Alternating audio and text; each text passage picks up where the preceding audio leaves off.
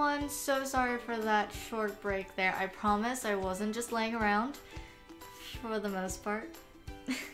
But in all seriousness, I was really busy with school and the semester coming to an end. I was in a play, then a musical, which is crazy in itself. And then if you've been following me on Instagram and Facebook, you'll know that I won the write-up contest with ISA, sponsored by Toyota. So these next couple videos are basically going to be recaps of those experiences. Like today is going to be talking about Skin of Our Teeth by Thornton Wilder. The next video will be Lady of Angria, written by two NYU students, Micah and Sandra, which we will get more info in the next video. And finally, my experience in LA, working with ISA TV. So this show, Skin of Our Teeth, was directed by George Contini, one of the professors at my college, and it's been kind of a way of me coming back to my roots, because I started out in theater, but I moved towards film and television as I got into college.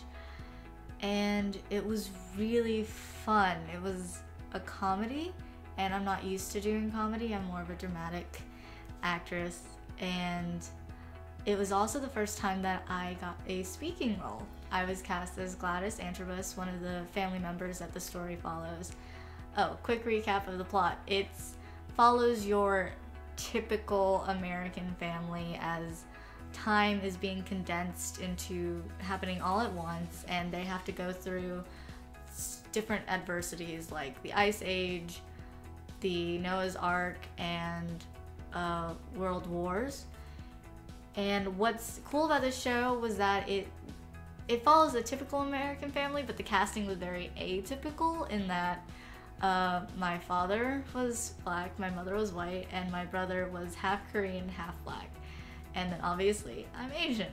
So I think it was like a reflection of today's society in that modern family is anyone, any race, any orientation, you know?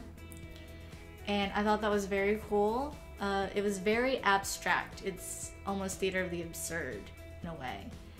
And so it was very different from my experience with theater in the past, where in high school I was very much just involved in the ensemble, because they were mostly musicals and I don't sing. But yeah, I just remember nearing the end of this experience, I was talking to my friend who plays my brother, and I realized that I may never get a role like this again, because it's very rare that people cast someone of color in something that's described as the typical American experience. And so obviously I'm not gonna have a brother that's a different race than me, and yeah, like we're starting to see more different family types on television with Blackish and Fresh Off the Boat, Dr. Ken, but it still hasn't been normalized yet.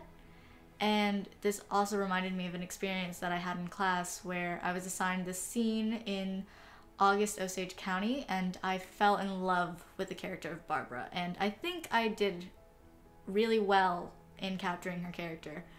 My professor told me that if there was ever a chance for me to play it, then he would really love to see it. But my immediate thought was, it's probably not gonna happen, because it follows this really big family, and you don't see an entire Asian family on stage very often. And so it was really sad just to think that I may never get a chance to play this character, or maybe even someone like her, because we as Asian Americans are typically placed in very stereotypical roles and are not very well rounded. But I'm hoping that by the time I reach a certain age that will have gotten better. Another thing about this experience, it was kind of my way of finding my voice again. I think I got really comfortable with being in the background because of my experience in high school. And, you know, when I moved for the first time, my personality did a 180. I used to be a very loud, talkative child, and when I moved here, I became very quiet and reserved. And theater was my way of getting out of that box that I'd placed in myself. But high school kind of discouraged me, and then when I found my way back, it was hard for me to be very loud. My director even pointed out that I needed to be louder. And so I went to my voice teacher for some advice, and I told her, I don't know why I'm not loud, and she just looked at me with such a meaningful look and said, it's because it's easier to be invisible if you're quiet.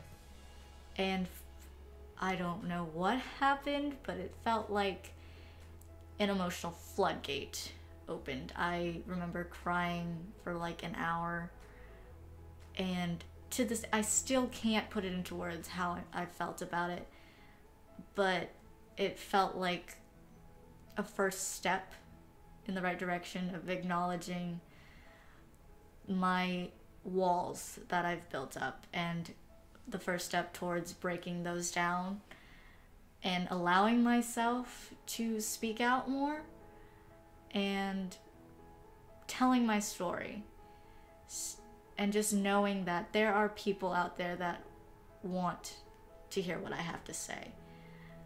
And so, yeah, it was a very enlightening experience. I still get a little emotional about it because it's definitely something that I've been battling for a while without even realizing it, and I'm continuing to battle it.